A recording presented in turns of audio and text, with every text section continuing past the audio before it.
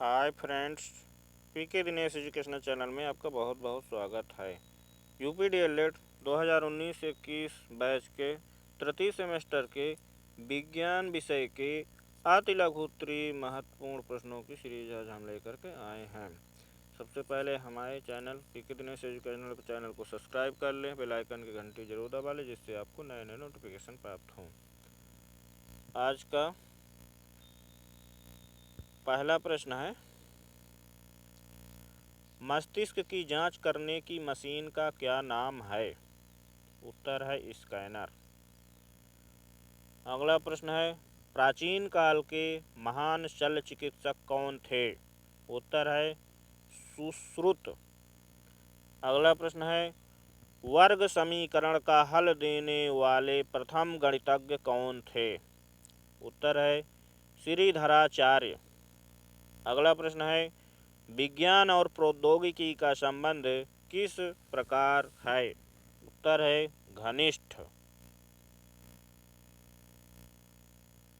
अगला प्रश्न है, प्रौद्योगिकी क्या है?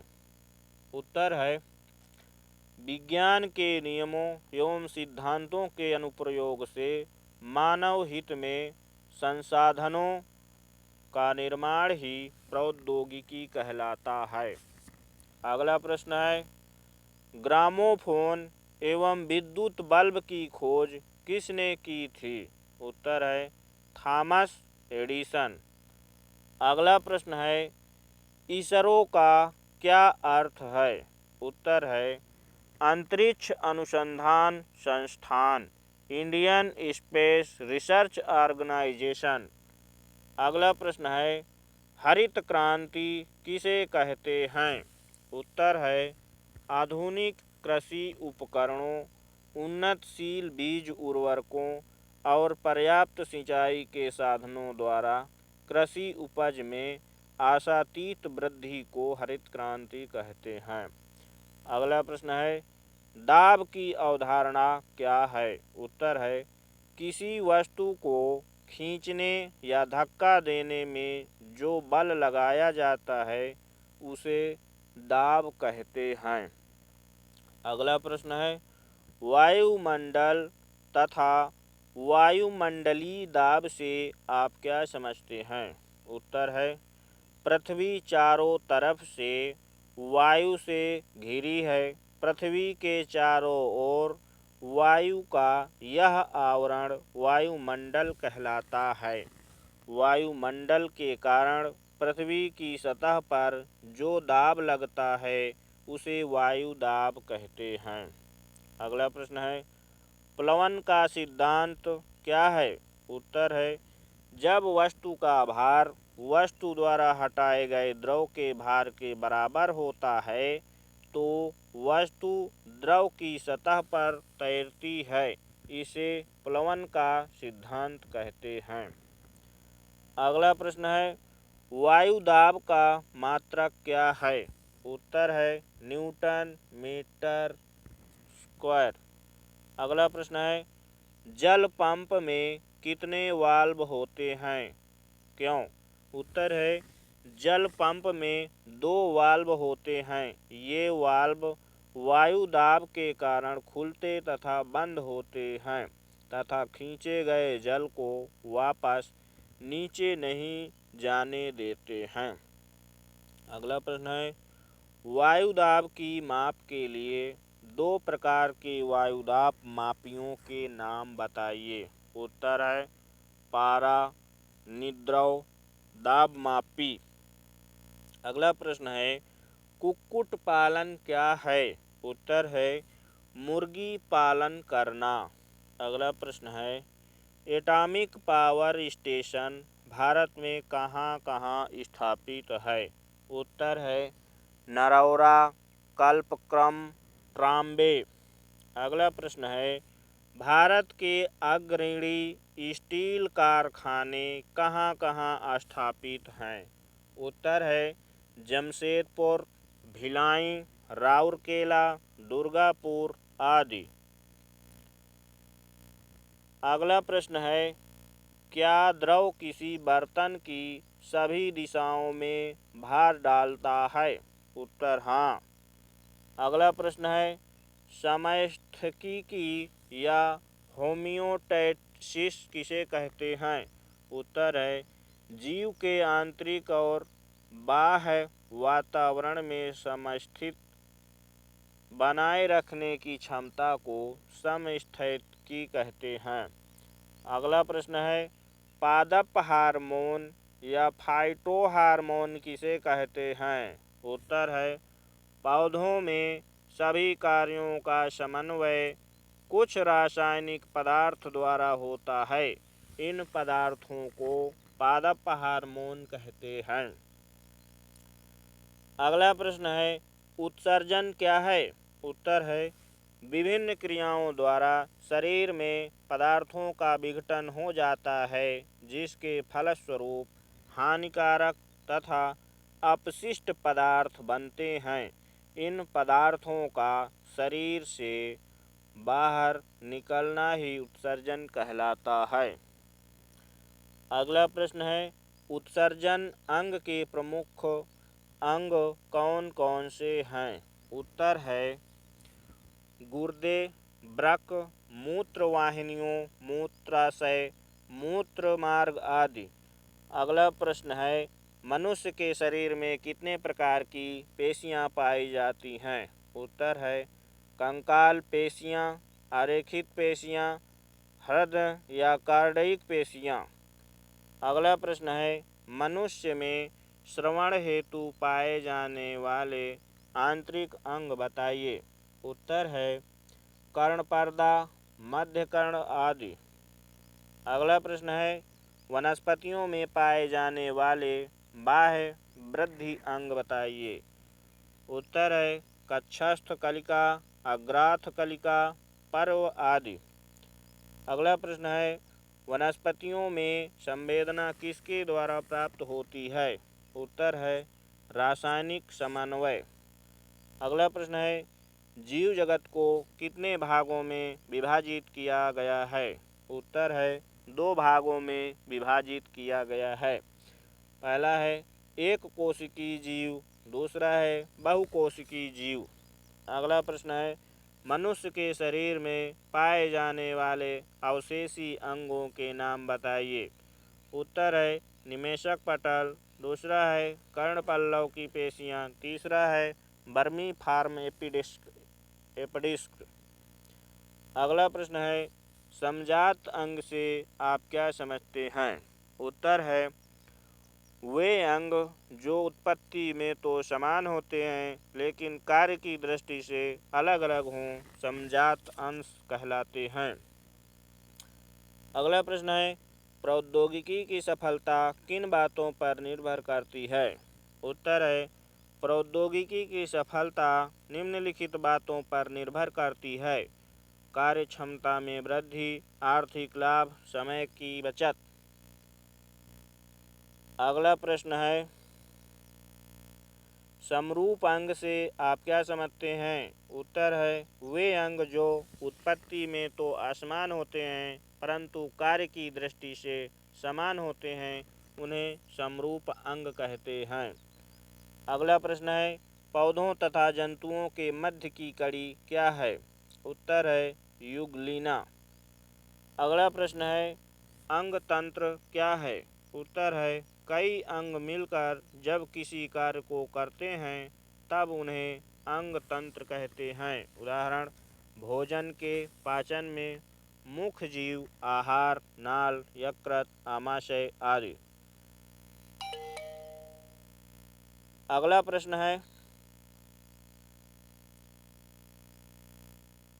अंतः श्वसन तथा उच्छ्वसन क्या है? उत्तर है ऑक्सीजन को अंदर लेने को अंतः श्वसन तथा कार्बन डाइऑक्साइड को बाहर निकालने को उच्छ्वसन कहते हैं। अगला प्रश्न है सूक्ष्मजीवी का पिता किसे कहा जाता है? उत्तर है एंटनी वान ल्यूवेनहॉक। अगला प्रश्न है 19वीं सदी में सूक्ष्मजैविकी की स्थापना किसने की? उत्तर है लुई पाश्चर। अगला प्रश्न है वायरस क्या है? उत्तर है वायरस प्रोटीन एवं न्यूक्लिक अम्ल के बने उपकोशिकीय संरचना वाले परजीवी हैं। अगला प्रश्न है, वायरस की खोज किस वैज्ञानिक ने की है? उत्तर है रूसी वैज्ञानिक आइवानोवस्की ने। उत्तर है अगला प्रश्न है, खुरपका मुंहपका किस प्रकार का रोग है? उत्तर है वायरस जनित रोग हैं।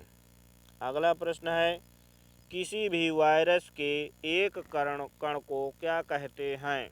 उत्तर है वायरॉन। अगला प्रश्न है, वायरस संक्रमण के लिए कौन से दो प्रोटीन्स आवश्यक होते हैं? उत्तर है एग्लूटिनिन्स, न्यूरामिनिडेज। अगला प्रश्न है, बैक्टीरियोफेज क्या है? उत्तर है जीवाणुओं के परजीवी वायरस कणों को बैक्टीरियोफेज कहते हैं। अगला प्रश्न है, मानव शरीर में रोग उत्पन्न करने वाले कोई दो वायरसों का नामोल्लेख कीजिए।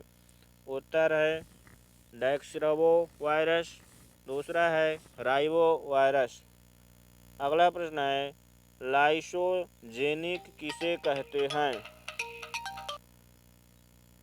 लाइसोजेनिक किसे कहते हैं? जिन जीवाणुओं में फेज जीनोम संयत होता है उन्हें लाइसोजेनिक कहते हैं। अगला प्रश्न है, जीवाणु द्वारा होने वाले दो रोगों के नाम लिखिए। उत्तर है हैजा और दूसरा है क्षय। अगला प्रश्न है, वायरस द्वारा फैलने वाले रोगों की रोकथाम कैसे की जा सकती है? उत्तर है टीकाकरण द्वारा, रसायन चिकित्सा द्वारा। अगला प्रश्न है, जीवाणु क्या हैं? उत्तर है जीवाणु एक कोशिकीय सूक्ष्म जीव है। अगला प्रश्न है, खाद्य पदार्थों का संरक्षण किन किन विधियों द्वारा किया जाता है? उत्तर है कैनिंग, पाश्चरीकरण, कम ताप पर संचय द्वारा। अगला प्रश्न है, जीवाणुभक्षी क्या है? उत्तर है जीवाणुभक्षी एक प्रकार का वायरस है जो जीवाणुओं पर आक्रमण करता है। अगला प्रश्न है, प्राकृतिक संपदा क्या है? उत्तर है ऐसे सभी पदार्थ जो हमें प्रकृति से प्राप्त होते हैं प्राकृतिक संपदा कहलाते हैं। अगला प्रश्न है, मृदा अपरदन क्या है? उत्तर है भूमि की ऊपरी सतह का मिट्टी के कटान या पानी के साथ बह जाने को मृदा अपरदन कहते हैं। अगला प्रश्न है, वन्य जीव संरक्षण की विधियां क्या हैं? उत्तर है स्वास्थ्य संरक्षण और दूसरा है उस्थाने संरक्षण। अगला प्रश्न है, तांबा तथा सीसा किस प्रकार का खनिज हैं? उत्तर है अलौह खनिज। अगला प्रश्न है, सूर्य का प्रकाश किस प्रकार की संपदा है? उत्तर है नवीकरणीय संपदा। अगला प्रश्न है, खनिज संपदा के अंतर्गत आने वाले कोई चार तत्व बताइए। उत्तर है कोयला, संगमरमर, हीरा, प्राकृतिक गैस। अगला प्रश्न है, पेट्रोल को जीवाश्म ईंधन क्यों कहते हैं? उत्तर है पेट्रोल को पेट्रोलियम के प्रभाजी आसवन से प्राप्त किया जाता है। पेट्रोलियम जीवाश्म ईंधन है जिसे भूमि से गहरे कुएं खोद कर निकाला जाता है, अतः पेट्रोल भी जीवाश्म ईंधन है। अगला प्रश्न है, पेट्रोल को तरल सोना क्यों कहते हैं? उत्तर है वर्तमान युग में पेट्रोल किसी राष्ट्र के लिए सोने से अधिक कीमती है। किसी राष्ट्र की उन्नति काफ़ी हद तक इस बात पर निर्भर करती है कि उसके पास कितना पेट्रोलियम है। कृषि उद्योग, यातायात, संचार आदि विभिन्न कार्यों में इसका उपयोग अत्यंत महत्वपूर्ण है, अतः पेट्रोल को तरल सोना लिक्विड गोल्ड कहते हैं।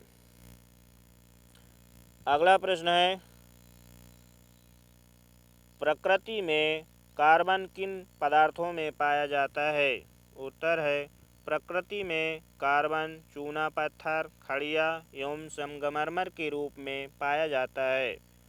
अगला प्रश्न है लैंप ब्लैक काजल क्या होता है, इसमें कार्बन कितने प्रतिशत होता है। उत्तर है मोम अथवा तेल को वायु की सीमित मात्रा में जलाने पर प्राप्त पदार्थ लैंप ब्लैक या काजल कहलाता है।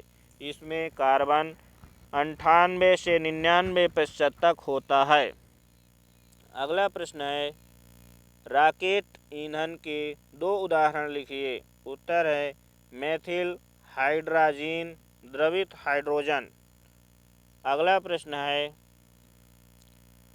पेट्रोलियम गैस किन गैसों का मिश्रण है। उत्तर है पेट्रोलियम गैस आइसोब्यूटेन एवं प्रोपेन गैसों का मिश्रण है।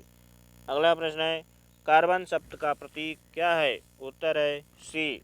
अगला प्रश्न है कोयले से प्राप्त ईंधनों के प्रकार बताइए। उत्तर है कोल तार कोक कोल गैस।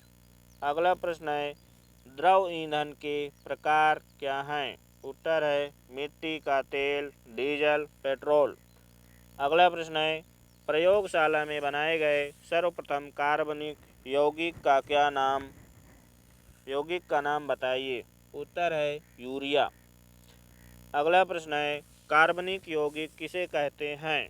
उत्तर है यौगिकों की एक बड़ी संख्या ऐसी है जिनमें उपस्थित तत्वों में से एक तत्व कार्बन होता है, उनको कार्बनिक यौगिक कहते हैं। अगला प्रश्न है कार्बन की परमाणु संख्या क्या है। उत्तर है 6। अगला प्रश्न है हीरा किस प्रकार का पदार्थ है। उत्तर है हीरा कठोर प्राकृतिक पदार्थ है। अगला प्रश्न है डायबिटीज या मधुमेह क्या है। उत्तर है जब किसी व्यक्ति के रक्त में ग्लूकोज की मात्रा सामान्य से अधिक हो जाती है तो उस व्यक्ति को मधुमेह से ग्रसित कहा जाता है। अगला प्रश्न है संक्रामक रोग किसे कहते हैं। उत्तर है ऐसे रोग जो प्रत्यक्ष या अप्रत्यक्ष रूप से एक व्यक्ति से दूसरे व्यक्ति को संक्रमित हो सकते हैं, उन्हें संक्रामक रोग कहते हैं। अगला प्रश्न है मधुमेह रोग का प्रमुख लक्षण बताइए। उत्तर है रोगी का मुंह खुश्क रहना तथा अधिक प्यास लगना। अगला प्रश्न है सामान्य स्थिति में हृदय की धड़कन की गति कितनी होती है। उत्तर है सामान्य स्थिति में हृदय प्रति 60 से 80 की गति में से धड़कता है। अगला प्रश्न है उक्त रक्त शर्करा क्या है। उत्तर है यदि रक्त शर्करा सामान्य से अधिक हो जाती है तो उच्च रक्त शर्करा कहलाती है। अगला प्रश्न है रक्त शर्करा का सामान्य स्तर क्या है। 70 से 100। अगला प्रश्न है दो प्रमुख रोगों के नाम बताइए। उत्तर है एंजाइना कोरोनरी थ्रोम्बोसिस। अगला प्रश्न है रुधिर दाब क्या है। उत्तर है जिस दाब के साथ रुधिर धमनियों में बहता है उसे रुधिर दाब कहते हैं। अगला प्रश्न है हृदय की जांच किस यंत्र द्वारा की जाती है। उत्तर है इलेक्ट्रोकार्डियोग्राम। अगला प्रश्न है रक्त में किस पदार्थ की मात्रा अधिक होने से मधुमेह होता है। उत्तर है ग्लूकोज। अगला प्रश्न है पर्यावरण से आपका क्या अभिप्राय है। उत्तर है पर्यावरण समस्त बाहरी दशाओं तथा प्रभावों का योग है जो प्रत्येक जीव प्राणी के विकास को प्रभावित करता है। अगला प्रश्न है क्रोड किसे कहते हैं। उत्तर है पृथ्वी के सिकुड़ने के क्रम में सबसे अंदर वाले ठोस गोले को क्रोड कहते हैं। अगला प्रश्न है प्राकृतिक संसाधन क्या है। उत्तर है जल वायु सूर्य प्रकाश वन मृदा तथा खनिज पदार्थ ही प्राकृतिक संसाधन कहलाते हैं। अगला प्रश्न है वास स्थान क्या है। उत्तर है जिस स्थान पर जीव वास करते हैं उसे वास स्थान कहते हैं। अगला प्रश्न है दो जलीय पौधों के नाम बताइए। उत्तर है कुमुदिनी हाइड्रिला। अगला प्रश्न है ग्रीन हाउस प्रभाव क्या है? उत्तर है ग्रीन हाउस प्रभाव वह घटना है जिसके कारण पृथ्वी ऊष्मा को ग्रहण करती या रोकती है। अगला प्रश्न है पर्यावरणीय अनुकूलन क्या है? उत्तर है यह बाह्य तथा आंतरिक अनुकूलन है। अगला प्रश्न है मछलियों में श्वसन हेतु कौन सा अंग पाया जाता है? उत्तर है गलफड़ा। अगला प्रश्न है ध्वनि की तीव्रता का मापन किस में होता है? उत्तर है डेसिबल में। अगला प्रश्न है प्रतिध्वनि किसे कहते हैं? उत्तर है जब ध्वनि तरंगे दूर स्थित किसी दृढ़ टावर या पहाड़ से टकराकर परिवर्तित होती है तो इस प्रकार की ध्वनि को प्रतिध्वनि कहते हैं। अगला प्रश्न है यदि आधा लीटर 1/2 लीटर जल तथा आधा लीटर 1/2 लीटर सरसों का तेल को समान मात्रा में ऊष्मा दी जाए तो इनमें से किसके ताप में अधिक वृद्धि होगी? उत्तर है आधा लीटर 1/2 लीटर सरसों का तेल के ताप में अधिक वृद्धि होगी।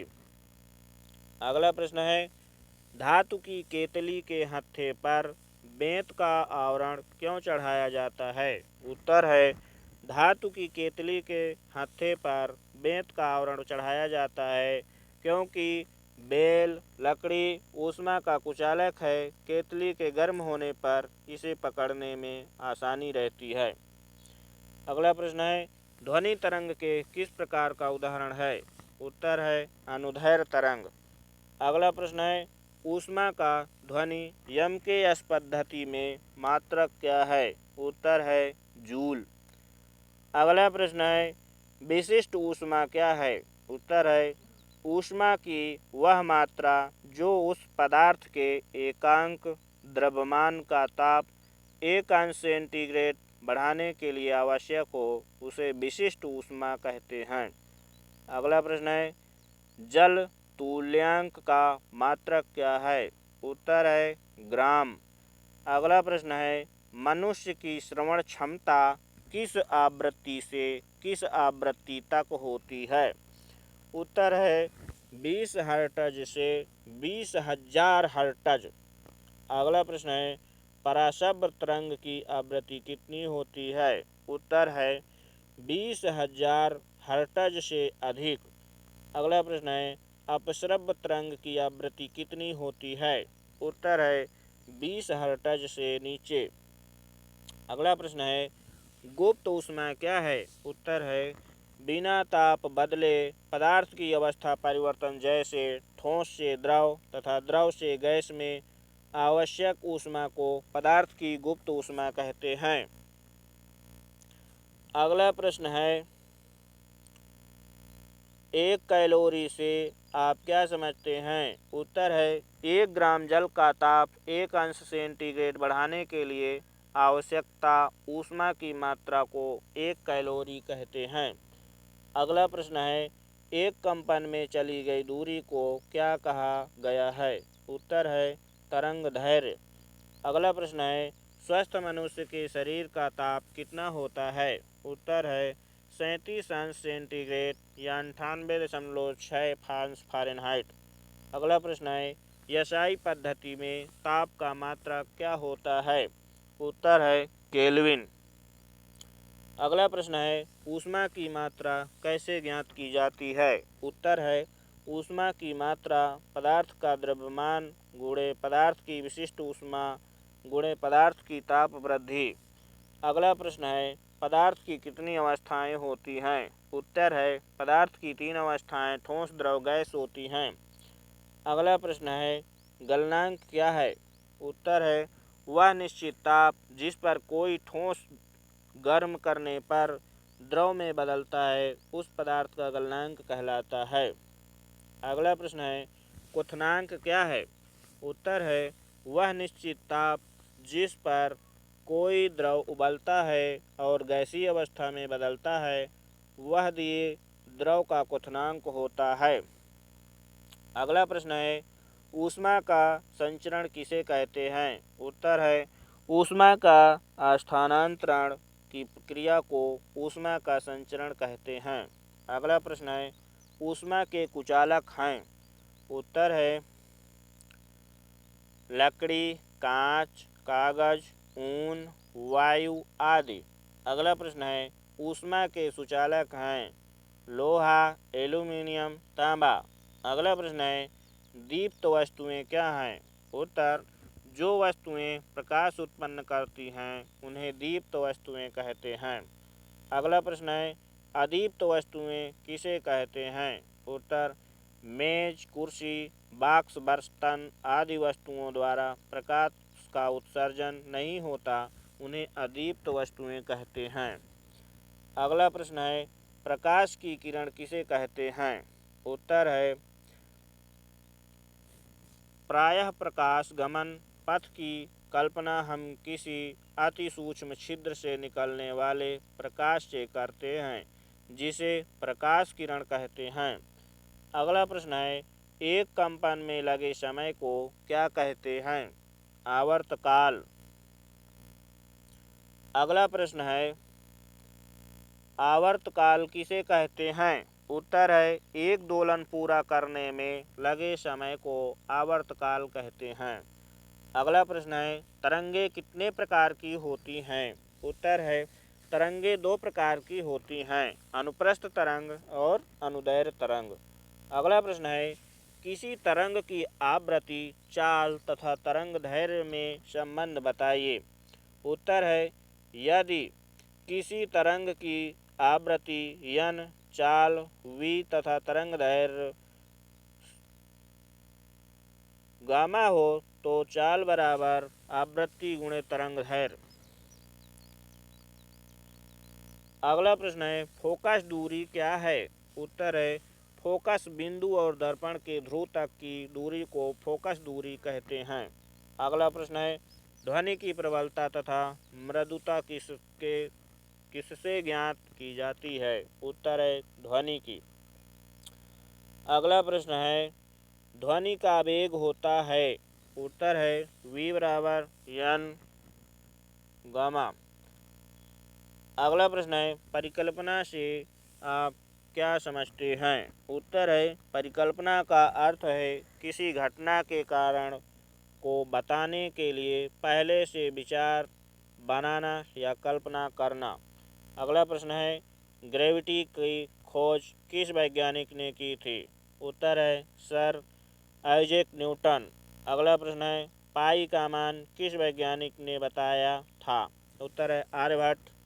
अगला प्रश्न है पौधों की संवेदनशीलता का सबसे पहले किसने पता लगाया? उत्तर है जगदीश चंद्र बासु। अगला प्रश्न है दो भारतीय तथा दो विदेशी वैज्ञानिकों के नाम बताइए। उत्तर है भारतीय वैज्ञानिक सर सी.वी. रमन एवं रामानुज, विदेशी वैज्ञानिक एडवर्ड जेनर, मैडम क्यूरी। अगला प्रश्न है मस्तिष्क की जांच करने की मशीन का क्या नाम है? उत्तर है स्कैनर। अगला प्रश्न है सूक्ष्म जीव किसे कहते हैं? उत्तर है जिन जीवों को देखने के लिए सूक्ष्मदर्शी यंत्रों की आवश्यकता पड़ती है उन्हें सूक्ष्म जीव कहते हैं। अगला प्रश्न है सूक्ष्म जीवों के प्रकार बताइए। उत्तर है सूक्ष्म जीवों को 5 समूहों में रखा गया है, प्रोटोजोआ, शैवाल, कवक, जीवाणु तथा विषाणु। अगला प्रश्न है सूक्ष्म जीवाणुओं को नापने की इकाई क्या है? उत्तर है माइक्रोन। 1 बराबर 1/1000 मिलीमीटर।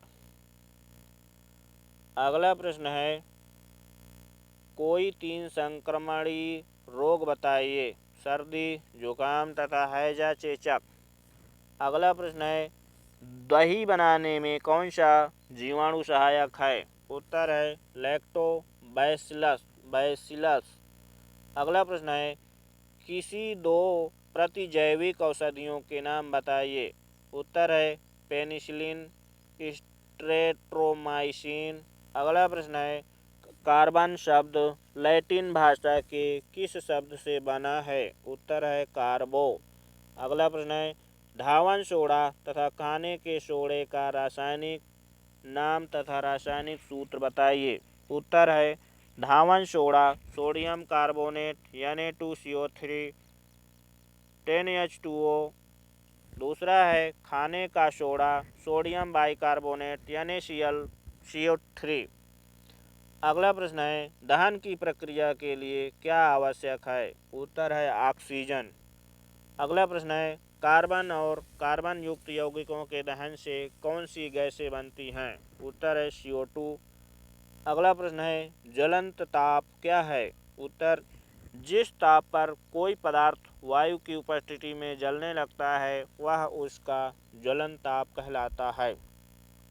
अगला प्रश्न है रक्त दाब नापने के यंत्र को क्या कहते हैं। उत्तर है रक्त दाब नापने के यंत्र को दाबांतरमापी कहते हैं। अगला प्रश्न है रक्त दाब किसे कहते हैं। उत्तर है हृदय द्वारा रक्त निश्चित लय या चक्र में पंप किया जाता है। रक्त बंद नलिकाओं में बहता है अतः यह नलिकाओं की दीवार पर दबाव डालता है, इसे ही रक्तदाब कहते हैं। अगला प्रश्न है जीवाश्म का अध्ययन किसमें किया जाता है। उत्तर है जीवाश्म विज्ञान में। अगला प्रश्न है ऊष्मा की मात्रा किस पर निर्भर करती है। उत्तर है ऊष्मा की मात्रा वस्तु के द्रव्यमान तापांतर प्रारंभिक तथा अंतिम ताप के अंतर डेल्टा टी तथा विशिष्ट ऊष्मा पर निर्भर करती है। अगला प्रश्न है ऊर्ध्वपातन पदार्थ किन्हें कहते हैं। उत्तर है कुछ पदार्थ ऐसे होते हैं जो गर्म करने पर ठोस अवस्था से सीधे गैसीय अवस्था में परिवर्तित हो जाते हैं। ऐसे पदार्थों को ऊर्ध्वपातन पदार्थ कहते हैं, जैसे कपूर, नौशादर आदि। अगला प्रश्न है ऊष्मीय प्रसार किसे कहते हैं। उत्तर है पदार्थ ठोस, द्रव तथा गैस गर्म करने पर फैलते हैं तथा ठंडा करने पर सिकुड़ते हैं। पदार्थों के इस प्रकार प्रसार को ऊष्मीय प्रसार कहते हैं। अगला प्रश्न है सूर्य ग्रहण किस दिन होता है। उत्तर है सूर्य ग्रहण अमावस्या के दिन होता है। अगला प्रश्न है समतल दर्पण पर आपतित किरण अभिलंब से 45 अंश का कोण बनाती हैं। परिवर्तित किरण अभिलंब के बीच का कोण ज्ञात करो। उत्तर है आपतित किरण व अभिलंब के बीच का कोण 45 अंश होगा। अगला प्रश्न है प्रकाश की एक किरण समतल दर्पण पर अभिलंबवत पड़ती है। आपतन तथा परावर्तन के मान बताओ। उत्तर है प्रकाश की एक किरण समतल दर्पण पर अभिलंबवत पड़ती हैं, अतः आपतन कोण तथा परावर्तन कोण का मान 0 अंश होगा। अगला प्रश्न है परावर्तन के नियम क्या हैं। उत्तर है जब आपाती किरण आपतन बिंदुओं पर अभिलंब तथा परावर्तित किरण एक ही तल में होते हैं तथा आयतन कोण सदैव परिवर्तन कोण के बराबर होता है, इसे परावर्तन के नियम कहते हैं। अगला प्रश्न है 0 अंश सेंटीग्रेड पर वायु में ध्वनि की कितनी होती है। उत्तर है 332 मीटर प्रति सेकंड। अगला प्रश्न है 1 अंश सेंटीग्रेड ताप वृद्धि से ध्वनि की चाल में कितनी वृद्धि होती है। उत्तर है 0.6 मीटर प्रति सेकंड। अगला प्रश्न है 20,000 हर्ट्ज से अधिक आवृत्ति की ध्वनि कौन सुन सकता है। उत्तर है कुछ जंतु जैसे कुत्ता। अगला प्रश्न है किसी खाली पड़े बड़े कमरे हाल में आवाज़ करने पर उसकी गूंज सुनाई देती है। उत्तर है किसी खाली बड़े कमरे हाल में आवाज़ करने पर ध्वनि का परावर्तन बार बार होता है। इस प्रकार ध्वनि के बार बार परावर्तन होने से गूंज सुनाई देती है। अगला प्रश्न है यांत्रिक ऊर्जा किसे कहते हैं। सूत्र लिखिए। उत्तर है किसी वस्तु में केवल यांत्रिक कारणों से कार्य करने की जो क्षमता होती है उसे वस्तु की यांत्रिक ऊर्जा कहते हैं। यह गतिज ऊर्जा तथा स्थितिज ऊर्जा के रूप में दो प्रकार की होती है। अतः यांत्रिक ऊर्जा बराबर गतिज ऊर्जा प्लस स्थितिज ऊर्जा। अगला प्रश्न है, प्रतिध्वनि सुनाई देने के लिए ध्वनि जीरोत्पादन और परावर्तन तल के बीच की न्यूनतम दूरी कितनी होनी चाहिए? उत्तर है 16.6 मीटर। अगला प्रश्न है, शिराएँ क्या हैं, इनका मुख्य कार्य क्या है? उत्तर है नासिकाओं का समूह है जो शरीर में रक्त को एक स्थान से दूसरे स्थान शिराएँ पर ले जाने का कार्य करती है। अगला प्रश्न है, प्रतिवर्ती क्रिया का कोई दो उदाहरण लिखिए।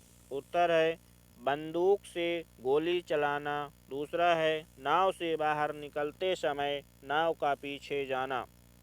अगला प्रश्न है, नवीकरणीय ऊर्जा किसे कहते हैं? लिखिए। उत्तर है यह कभी खत्म न होने वाली ऊर्जा है। इसे अन्य ऊर्जा में परिवर्तित कर प्रयोग किया जा सकता है, जैसे पवन ऊर्जा। अगला प्रश्न है, रासायनिक परिवर्तन किसे कहते हैं? लिखिए। उत्तर है रासायनिक क्रियाओं के फलस्वरूप जो परिवर्तन होते हैं रासायनिक परिवर्तन कहलाते हैं। 6CO2 plus 12H2O 6C6H12O6 plus 6O2। अगला प्रश्न है, रसोई घर में प्रयोग होने वाले द्रवित पेट्रोलियम गैस के रिसाव का पता लगाने के लिए उसमें मिलाए जाने वाले पदार्थ का नाम लिखिए। उत्तर है द्रवित पेट्रोलियम गैस LPG के रिसाव का पता लगाने के लिए इसमें गंध वाला पदार्थ एथन मरकैप्टन C2H5SH मिश्रित कर दिया जाता है। LPG मुख्यतः आइसो ब्यूटेन एवं प्रोपेन गैसों का मिश्रण होती है जो कि गंधहीन होती है।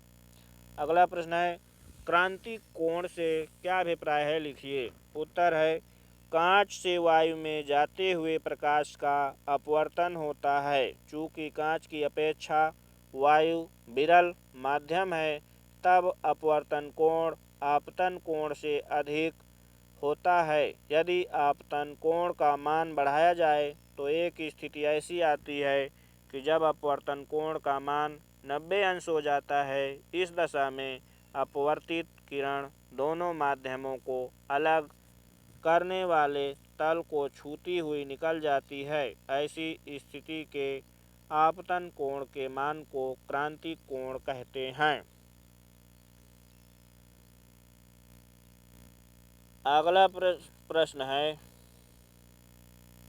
संतृप्त एवं असंतृप्त हाइड्रोकार्बन में मुख्य अंतर लिखिए।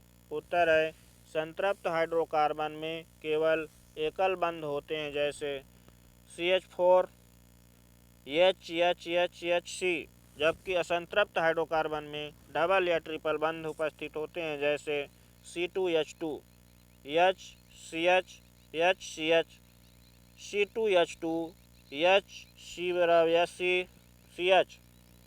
अगला प्रश्न है, किन्हीं दो खाने वाले अर्थात सब्जी के रूप में प्रयोग किए जाने वाले कवक का नाम लिखिए। उत्तर है कैथेलेरस और मशरूम। अगला प्रश्न है, वर्ण विक्षेपण क्या है?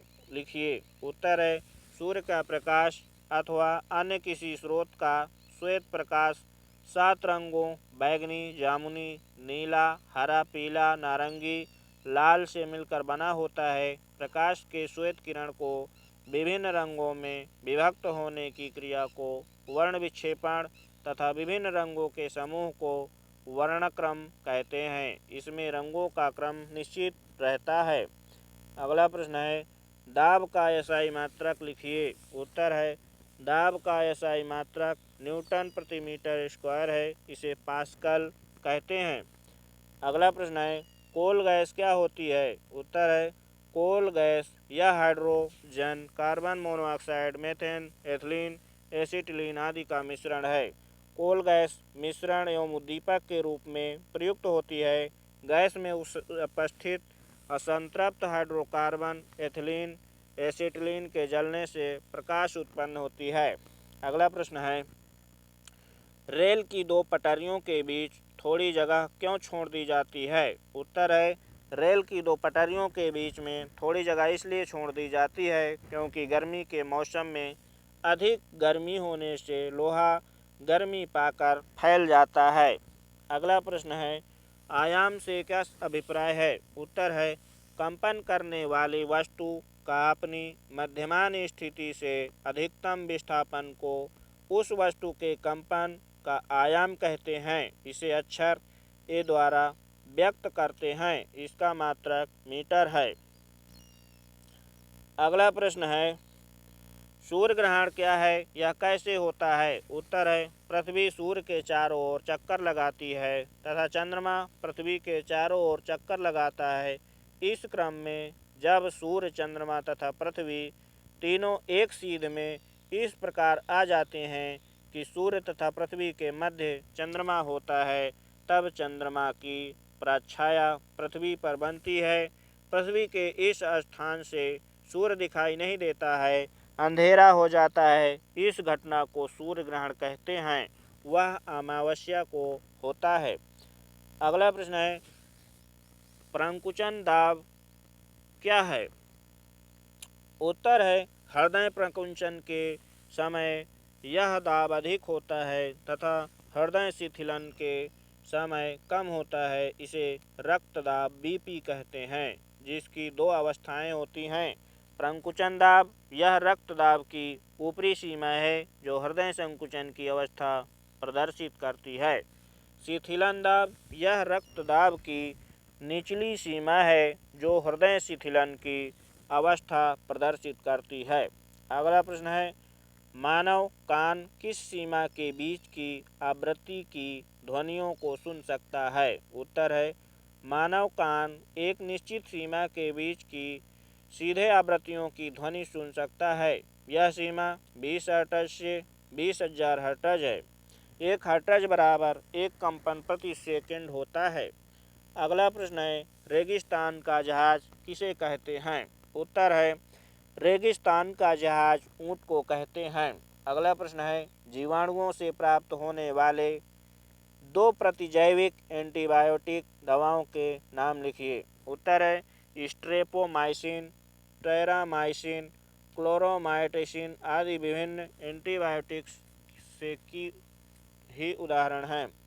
अगला प्रश्न है, आदर्श रक्तदाब कितना होता है एवं रक्तदाब मापन यंत्र का नाम लिखिए। उत्तर है, स्वस्थ मनुष्य का दाब बीपी 120 से 80 mmHg होता है। प्रकुंचन दाब 120 Hg तथा शिथिलन दाब 80 Hg दर्शाता है। रक्तदाब नापने के यंत्र को स्पाइग्नोमेनोमीटर कहते हैं। अगला प्रश्न है, मनुष्य की श्रवण क्षमता किस आवृत्ति तक सुग्राह्य है? उत्तर है, मानव कान एक निश्चित सीमा के बीच की सीधे आवृत्ति की ध्वनि सुन सकता है। यह सीमा 20 हर्ट्ज से 20,000 हर्ट्ज है। आवृत्ति का मात्रक कंपन प्रति सेकंड अथवा हर्ट्ज है। 1 हर्ट्ज बराबर 1 कंपन प्रति सेकंड। प्रश्न है, क्या कारण है कि किसी गुब्बारे को उसमें वायु से हल्की गैस भरकर छोड़ने पर वह ऊपर उठने लगता है? उत्तर है, वायु से हल्की गैस भरकर छोड़ने पर गुब्बारा इसलिए ऊपर उठता है क्योंकि हाइड्रोजन गैस वायु से हल्की होती है। वायु से हल्की होने के कारण ही गुब्बारा ऊपर उड़ने लगता है। अगला प्रश्न है, निकट दृष्टि दोष दूर करने के लिए चश्मे में कौन सा लेंस प्रयोग किया जाता है? उत्तर है, निकट दृष्टि दोष दूर करने के लिए चश्मे में उचित फोकस दूरी वाला अवतल लेंस का प्रयोग किया जाता है। यह लेंस प्रकाश किरणों को अपसारित करके प्रतिबिंब को रेटिना पर बनाता है, जिससे निकट दृष्टि दोष दूर हो जाता है। अगला प्रश्न है, वायुमंडल में कार्बन डाइऑक्साइड की मात्रा बढ़ाने पर क्या होता है? उत्तर है, वायुमंडल में कार्बन डाइऑक्साइड गैस प्राकृतिक रूप से 0.3% से 0.4% पाई जाती है। यह सूर्य से आने वाली किरणों को रोकती है, लेकिन उन्हें वापस भी नहीं जाने देती। अर्थात कार्बन डाइऑक्साइड की मात्रा बढ़ जाए तो पहला है ग्लोबल वार्मिंग अर्थात पृथ्वी का तापमान बढ़ जाएगा। दूसरा है जीवधारियों को सांस लेने में परेशानी होगी। तीसरा है पहाड़ों की बर्फ पिघल जाएगी, जिससे समुद्र जल स्तर बढ़ जाएगा। चौथा है समुद्र के किनारे वाले शहर डूबने का खतरा बढ़ जाएगा। अगला प्रश्न है, जड़ किसे कहते हैं? पौधों में पाई जाने वाली जड़ें कितने प्रकार की होती हैं? उत्तर है, जड़ वृक्ष का वह हिस्सा है जो जमीन के नीचे रहता है। इसे दो भागों में बांट सकते हैं। पहला है मूसला जड़, दूसरा है झकड़ा जड़। यद्यपि बरगद जैसे पेड़ों में अपस्थानिक जड़ें भी पाई जाती हैं। अगला प्रश्न है, कैंची किस प्रकार का उत्तोलक है? उत्तर है, कैंची प्रथम प्रकार का उत्तोलक है।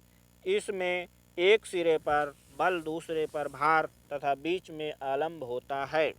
अगला प्रश्न है, पॉलीथीन बहुलक के दो उपयोग लिखिए। उत्तर है, पॉलीथीन बहुलक के उपयोग अग्रलिखित हैं। पहला है प्लास्टिक के थैले बनाने में, दूसरा है प्लास्टिक फिल्म बनाने में, तीसरा है जिओब्रेन बनाने में, चौथा है प्लास्टिक बोतल तथा अन्य पात्र बनाने में। अगला प्रश्न है, दूरदृष्टि दोष दूर करने के लिए चश्मे में कौन सा लेंस प्रयोग करते हैं? उत्तर है, दूरदृष्टि दोष दूर करने के लिए चश्मे में उत्तल लेंस का प्रयोग करते हैं। अगला प्रश्न है, कौन सा जंतु मरुस्थलीय वातावरण के लिए अधिक उपयुक्त है और क्यों? उत्तर है, मरुस्थलीय वातावरण के लिए ऊंट सबसे अधिक उपयोगी जीव है, क्योंकि पहले इसे प्यास बहुत कम लगती है। दूसरा है, इसके पैर गद्देदार होते हैं जो मरुस्थलीय रेत में आसानी से चल पाते हैं। दोस्तों, इसी प्रकार के वीडियो के नोटिफिकेशन पाने के लिए पीके दिनेश एजुकेशनल चैनल को सब्सक्राइब कर लें, बेल आइकन की घंटी ज़रूर दबा लें, जिससे आपको प्रतिदिन नए नए वीडियो का नोटिफिकेशन प्राप्त हो। UP TET, C TET, super TET junior, super TET प्राथमिक और वनडे के एग्ज़ाम की तैयारी के लिए आगे हम आपको तैयारी कराएंगे। तो आप लोग हमारे चैनल को सब्सक्राइब ज़रूर कर लें, जिससे आपको नोटिफिकेशन प्राप्त होते रहें। धन्यवाद।